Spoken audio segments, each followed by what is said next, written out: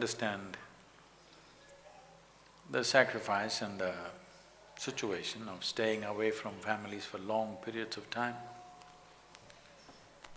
and especially the sacrifice that the families, the wives and children and mothers and fathers are making in this.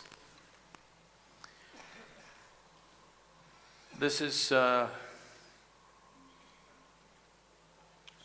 still an unfortunate situation in the world where every border has to be guarded.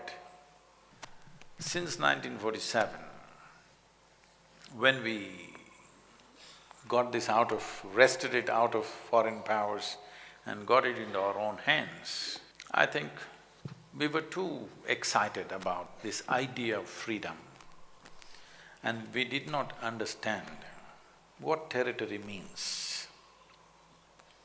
When I say this,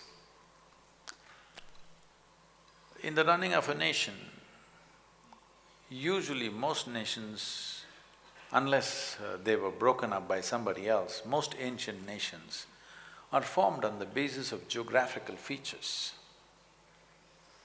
But we broke up in a hurry and we put lines which are very difficult to guard. And above all, we cut off trade routes which we have been using for thousands of years.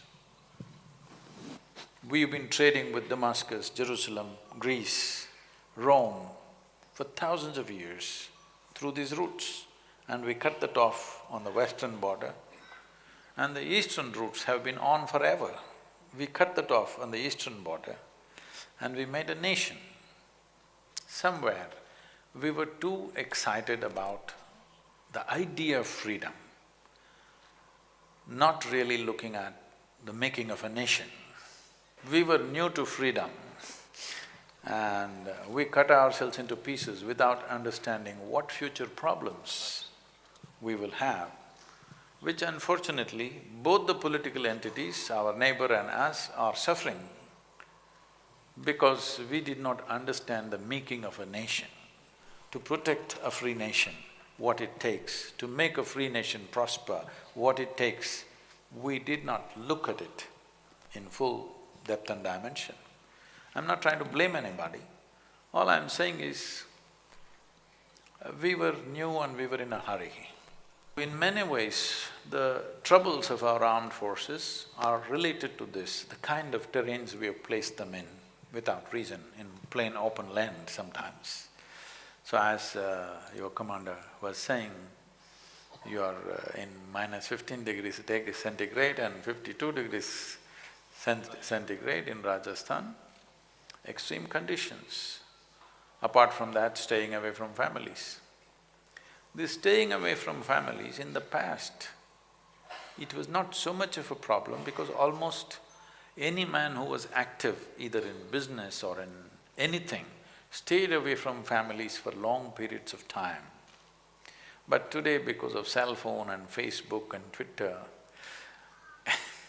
you're guarding the border with your family right behind you, which is tough.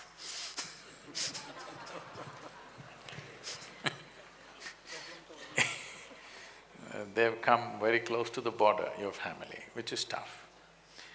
Because when you're doing certain type of jobs, not only soldiering, when you're doing certain type of jobs, your women and children should not be around you. You cannot do that job well. It will bring so much concern and fear that you cannot do the job well. But this is the modern life, that they're everywhere.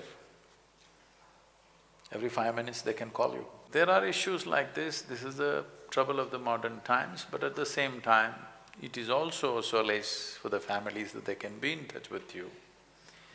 But I can imagine what will happen to the families and to you.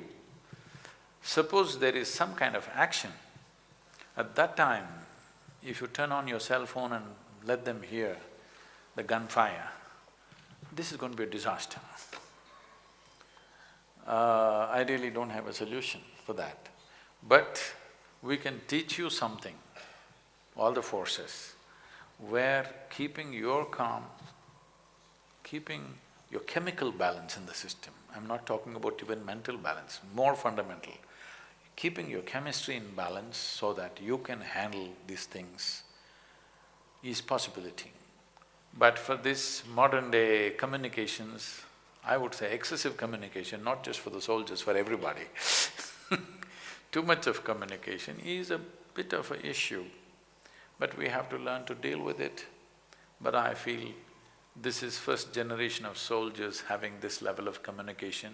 Maybe in another 5–10 years they will learn to handle it, because you can't cut it off.